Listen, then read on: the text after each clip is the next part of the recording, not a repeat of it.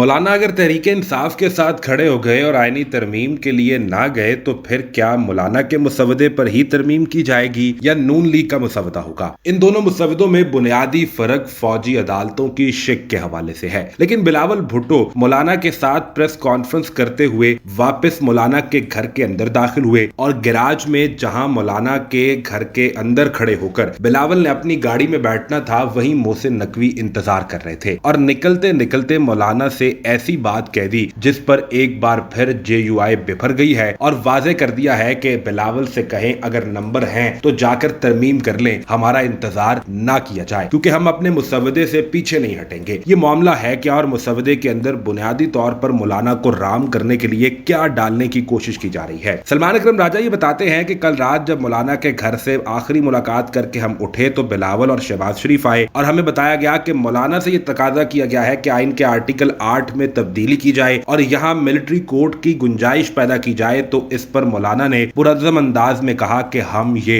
नहीं होने देंगे, यानी मौलाना वाज़े तौर पर मिलिट्री कोर्ट के खिलाफ हैं। सलमान अकरम राजा ने बताया कि जाती उमरा की मीटिंग में हुकूमती शख्सियात की जानिब से मौलाना को बार बार फौजी अदालतों की तरमीम पर राम करने की कोशिश की गई, लेकिन मौलाना इस पर स्टैंड ले चुके हैं और फौजी अदालतों को शामिल नहीं करना चाहते। तहकीकाती सहाफी नईम अशरफ भट्ट ने बताया कि मीटिंग में हुकूमती शख्सियात की जानिब से मौलाना को कई एस्पेक्ट बताए गए और उन्हें खास तौर पर इस शिक को शामिल करने के फवायद के मुतालिक बताया गया, लेकिन मौलाना ने वाजे किया कि मैं पीटीआई को जबान दे चुका हूं। एक तो मैं उनके जवाब आने का इंतजार करूंगा और दूसरा जो मुसवदा मैंने शेयर किया जो जेयूआई ने बनाया है इसमें कहीं पे भी मिलिट्री कोर्ट्स की गुंजाइश नहीं, लिहाजा इसको छोड़ दिया जाए। अब अगर मौलाना के मुसवदे पर तरमीम नहीं होती तो क्या जेयूआई के मेंबर वोट देंगे या नहीं? इस हवाले से तहकीकाती सहाफी नईम अशरफ भट्ट बताते हैं कि जेयूआई के पार्लियामेंटेरियंस की अक्सरियत की आईनी तरमीम पर हुकूमती इत्तेहादियों के मुसवदे की मुखालफत सामने आई है। हुकूमती मुसवदा न मौलाना को कबूल है ना ही उनकी पार्टी के पार्लियामेंटेरियंस को कबूल है। पार्लियामेंटेरियंस ने वाज़े कहा कि अगर हमारा और पीटीआई का मुश्तरका मुसवदा ना माना गया तो फिर ये खुद जाकर तरमीम कर ले, हम साथ नहीं बैठेंगे। लेकिन एक रुकन ऐसा है जिसने पीटीआई का साथ देने की मुखालफत की और वो आया भी पीटीआई से ही है, उसका नाम नूर आलम खान है। नूर आलम खान कहते हैं कि हमारा पीटीआई से बराह रास्त मुकाबला होता है, लिहाजा हमें उनके साथ नहीं चलना चाहिए। अब इख्तियार मौलाना फजलुर रहमान के पास है और मौलाना फजलुर रहमान को जो टाइम फ्रेम देने की कोशिश की इस पर मौलाना भी गुस्से में है। जब तक पीटीआई का जवाब नहीं आएगा उस वक्त तक हुकूमत से दोबारा कोई बात नहीं की जाएगी। इस पर हामिद मीर ने भी इंकिशाफ किया, कहा कि पीटीआई के पंजाब से ताल्लुक रखने वाले एक एमएनए ने मुझे बाहर के नंबर से कॉल की, बताया कि केपी में रूपोश हूं और उनका घर मसमार कर दिया गया है, बल्कि औरतों पर भी शदीद दबाव डाला गया है ताकि वो पीटीआई से लाताल्लुकी का इजहार करें और हुकूमत की आईनी तरमीम के हक में वोट दें। ताहम जुल्म और जबर के बावजूद ये एमएनए साबित कदम है और किसी सूरत वोट देने के लिए तैयार नहीं हो रहे।